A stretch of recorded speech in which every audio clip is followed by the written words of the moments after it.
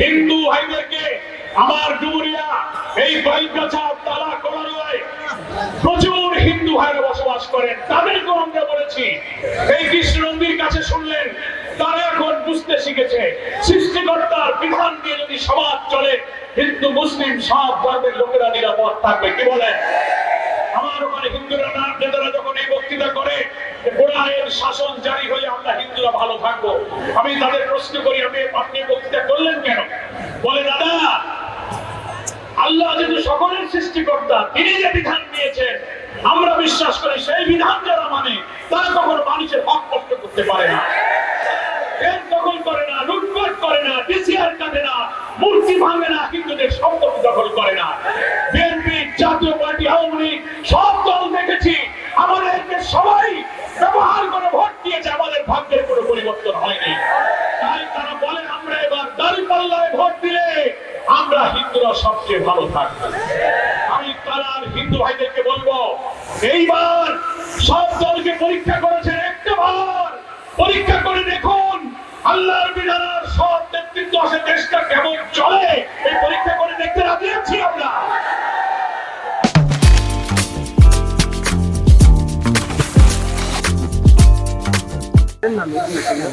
ওই কৃষ্ণনন্দী বলে আমি আসি, আমার কথা তো বললেন না। কৃষ্ণনন্দীকে চিনতে পারছেন তো?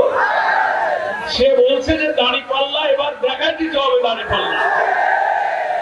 হিন্দুদের একটা দোষ, সবাই বলে যে হিন্দু মানে আওয়ামী লীগ, হিন্দু মানে নৌকা।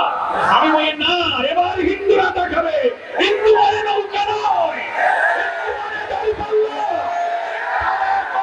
হিন্দুরা আপনারা দাঁড়িপাল্লায় ভোট দিয়ে অধীনের সকল শাসনের চেয়ে সবচেয়ে নিরাপদে থাকবেন। কৃষ্ণনন্দী হচ্ছে আমাদের ডুমুরিয়ার জামাত ইসলামের যে হিন্দু কমিটি আছে, চুকনগরের বিশিষ্ট ব্যবসায়ী, আপনাদের বাড়ির কাছে কৃষ্ণনন্দী বাবু উপস্থিত আছেন। তাকে আপনারা কি 2-4 মিনিট বক্তৃতা শুনে খুশি হয়েছেন তো? মাঝে মাঝে এসে ভোট পাবেন, হিন্দুদের ভোট পেতে। আর সেই সকাল থেকে প্রচন্ড রোদের মধ্যে আমি দেখে মায়া লাগছিল সূর্যের দিকে মুখ করে আপনারা বসে আছেন, আর আমরা একটু ছায়ার মধ্যে আছি। আমার মনে পড়ছিল আমাদের আমিরে জামাত ডাক্তার শফিকুর রহমান বলেন যে আমরা বৈষম্যহীন বাংলাদেশ চাই, ঠিক না? এখন একটু বৈষম্য হয়ে গেছে, আপনাদের মুখে রোদ আমাদের ছায়া, আমাকে মাফ করে দেবেন, ঠিক আছে?